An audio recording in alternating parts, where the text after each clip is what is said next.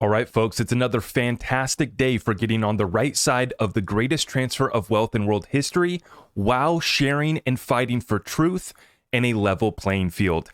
That's why I titled this episode here, Elon, ETHGate, and XRP Go Viral. The momentum behind our community is massive. I'm going to break it down here in this session here today. Everything can be found on my website, zachrector.com. Let's roll. So yesterday we saw it, ETHGate coming back up, going viral again, as we saw on the Ethereum GitHub. There's this whole thing about them removing and basically this talk of them being investigated potentially. And now we have talks out of the United States of the SEC trying to classify Ether as a security or maybe even, proof of stake. Even if they don't say the Ether, the token is a security, maybe proof of stake, right? So now there's this whole stirring up, rustling up of everybody in the crypto space over Ethereum, and everybody's coming out to defend Ethereum. Meanwhile, we had the SEC come after Ripple. No one came to our defense. Everybody continued to laugh at us. Everybody continued to make fun of us. Everyone called us the centralized banker's coin. Everyone, shared lies, disinformation. It did everything. No one showed up to help us until we started to win. And now they want to get friendly again. And now that they're getting investigated and now they're coming under attack, and now it's, let's stand together as a crypto space. And everybody's coming out of the woodwork to defend Ethereum. Where were they when we got attacked by the SEC here in the XRP community? And this is why there's three parts to the ETHGate. When we bring up ETHGate, when we talk about ETHGate, what are we talking about? Part 1, damages done to the XRP community. Part 2, the free pass given to the gang, Joseph Lubin and the gang, and the profits that they made. And the third part is the broader corruption of our capital markets. It's bigger than XRP, bigger than crypto. We need to save our country. So let's get right on into it, folks. It's starting to break here today. Sullivan and Cromwell is facing a class action lawsuit alleging it was involved in FTX's fraud. Now a paper has alleged further undisclosed potential conflicts of interest. Looks like this is going to get real messy for the bankruptcy lawyers. Let's take a look at this one, folks. This one out of Bloomberg Law. FTX probe to test whether Law Giant is tainted by conflicts. Reporter Justin Wise on it. An investigation into Sullivan and Cromwell's relationship with FTX will test the elite Wall Street firm's assertion that its pre-bankruptcy connections with the crypto exchanges were limited. Let me remind everybody who Sullivan and Cromwell has as their senior policy advisor of counsel. That would be former SEC Chairman Jay Clayton from 2017 to 2020. He left the SEC to go help out the white shoe boys over there at Sullivan and Cromwell. And this is how the game works. The revolving door from Wall Street, the white shoe law firms, and our regulators and our government. This is the problem. This is why we've been speaking out, is because this is bigger than just XRP. This is bigger than crypto. And now folks are starting to look into FTX. And you've seen Solana pump over the last few weeks, a couple months here. And you guys know how I feel about that one. Helping that bankruptcy process get completed with Solana pumping, and they've been dumping a bunch of Solana, Bitcoin, and what have you in that process. But nonetheless, now folks are finally starting to look into these different law firms like Sullivan and Cromwell, Simpson and Thatcher's, who Bill Hinman was getting his payments from, right? And you just have this revolving door of corruption, backdoor dealings, and shadiness. Will something ever change? Yes, it will. And it is right now. And we're having an impact. And who better to get on to our side than Elon Musk? Take a look at it, folks.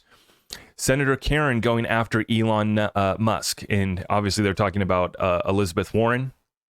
Okay. They're calling her Senator Karen, though, now, which is pretty funny. Senator Elizabeth Warren urging SEC to investigate Tesla over board independence per Wall Street Journal. Elon responds, Senator Karen's main economic and tax advisor as SBF's dad. I suspect some of this is coming from him. So this is what we've been talking about, right? It's one big club. We ain't in it, just like George Carlin said back in the day, right? And you got Elizabeth Warren. Why is she the most anti-crypto senator that we have, right?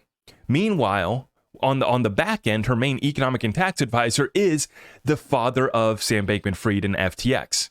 And the ties run deep. We've already exposed all that, right? And who better to get on our side than Elon Musk, right? You want to talk about going viral, this is our moment. And so we have digital asset investor retweeted this out, and he said, "Hey, Elon, Deaton for Senate is running against her. A show of support from you would be epic." Tags JohnDeatonForSenate.com. And so this is what I've been talking about. As soon as John announced his run for Senate, I said, guys, our story's going viral. Okay. We are not just the XRP community that's sitting here with our 60-cent XRP and we're crying and we're whining and we're not doing anything and we're still talking about ETHGate and no change is happening. No, we're running for Senate. And this is why I humbly stand behind John Deaton and the other leaders in our community, like Digital Asset Investor and Digital Perspectives. And I try to stand up and play my part as well to put up the fight. And what do we have here today? Our good friend Brad Kimes, Digital Perspectives, and Digital Asset Investor meeting with Senator Chuck Grassley. I would like to thank Senator Chuck Grassley for taking the time to speak with us. I would also like to thank Empower US, Tristan Leavitt, and Jason Foster for inviting us. It was so great to speak with you all about ETHGate and getting a level playing field for all of crypto. Empower US have been critical in helping to get to the answers we need from the SEC. We couldn't do it without you. Oh, I thought we were just little XRP guys just crying and whining about ETHGate and our 60-cent XRP. No, we're meeting with senators. We're exposing the truth. We're fighting for a level playing field. John Deaton running for Senate. We're having an impact in the courts. We are having victories on the legal battlefield. And now is not the time to let up. Now is the time to get Elon on board as well, right? See, guys, we are making this go viral right now. We got Elon. We got ETHGate now trending. Folks are in a panic over the SEC. And now you're starting to see this thing open up.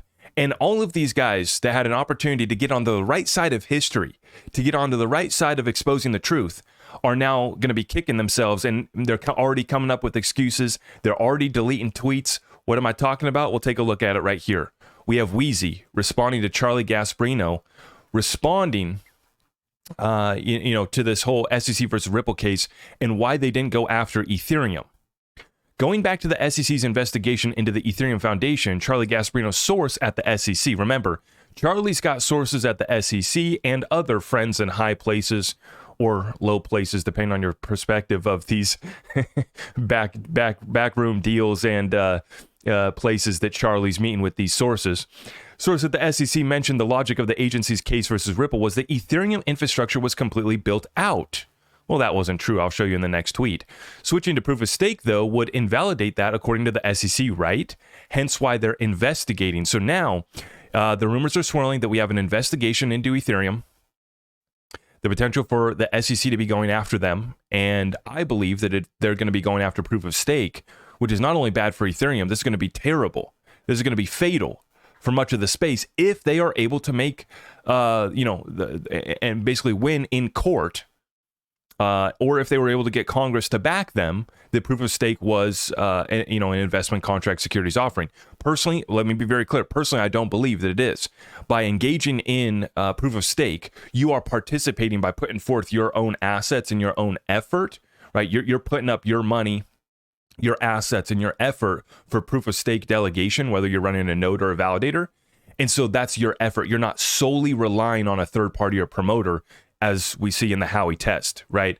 You need an investment of money, and you need the expectation of profits based off the efforts of others. Well, in this case, you're putting forth your own effort, which is kind of the same reason why I think that proof of work is not a security either, is because you're putting forth your own effort. You are relying on others, but you're putting forth effort as well. It's like actively engaging in a business, right? So I don't believe that there's any investment contract there. I don't believe that proof of stake is a security, but remember who we're dealing with. And this is what we've been saying, but nobody wanted to come to the defense of the XRP community. And Charlie Gasparino wanted to make excuses for the SEC. And, his source was saying that's why they didn't go after Ethereum, because the infrastructure was finished. But that's not true. Check the tweet down below from Jimmy Valley. The Ethereum presale predated the launch of the Ethereum network. A purchaser received a cryptographic receipt to receive Ether at a later date, once the network was developed and launched, although there were no guarantees. See terms and conditions of the Ethereum Genesis sale, page 8, below tweet. How about that? Jimmy always brings the evidence and the documents. This is why Bill Hemmon said, putting aside the fundraising that accompanied the creation of Ether. Oh, okay. Yeah, forget about that pre-sale. Forget about that fundraising. Ethereum now is not a security, right, is what Hinman said. To the contrary, when Ripple sold XRP, they actually sold XRP on a fully operational network. In fact, the XRP ledger was operational and XRP existed prior to the company Ripple. The SEC lied to Charlie Gasparino and Fox Business. Selective enforcement against Ripple on behalf of Ethereum Consensus Ethereum Foundation is the definition of regulatory capture. It's long past time for the SEC and the US government to come clean. Folks, we caught them all. It's just so simple. We caught them all. And many people in this space wanted us to shut up when it was us just defending ourselves. When it was us in the XRP community, we were just crazy lunatic whack job conspiracy theorists.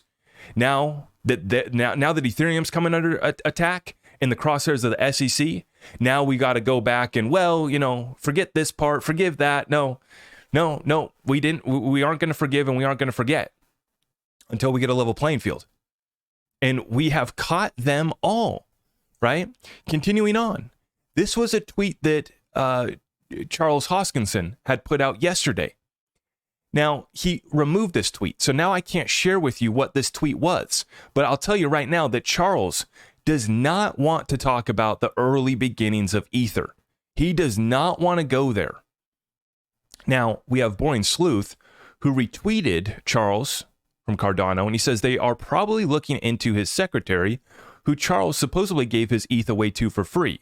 Remember, Charlie's, he really is trying to distance himself from the early beginnings of Ethereum. And I think that Charles is a good guy. I think that he saw what was going on and he got out of there, but he doesn't even want to talk about it, right? What Charles failed to state was that his secretary at the time, who gave his ETH to, was also who co-founded Cardano with him. By the way, I verified they did merge their ETH allocations before off-ramping them onto an exchange.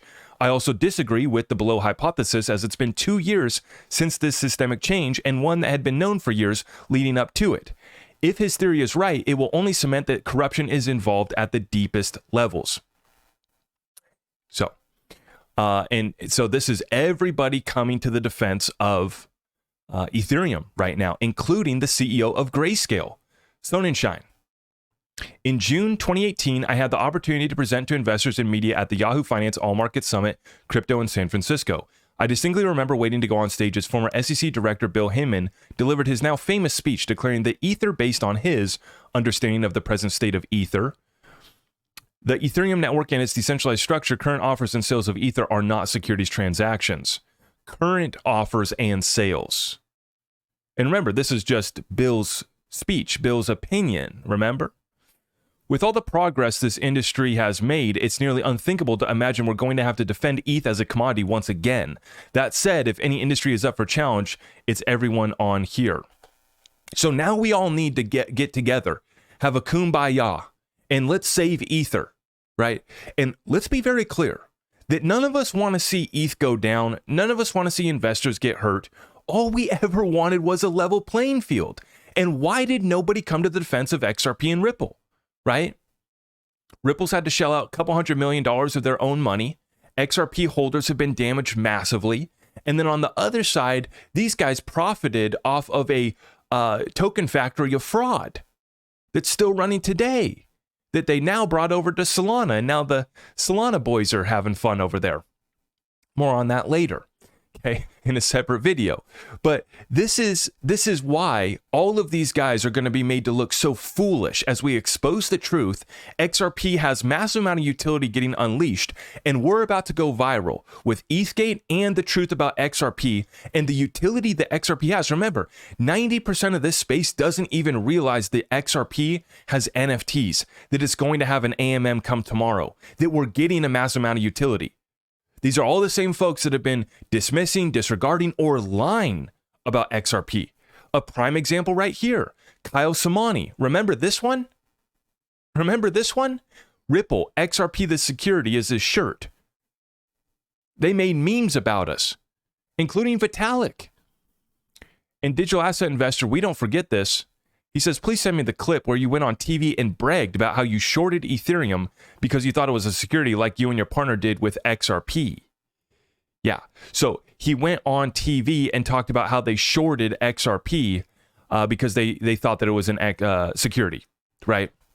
So now that we've proven and we have a judge's ruling and not an opinion, we actually have a rule of law right, that XRP is not a security, where have been the retractions? Where have been the apologies?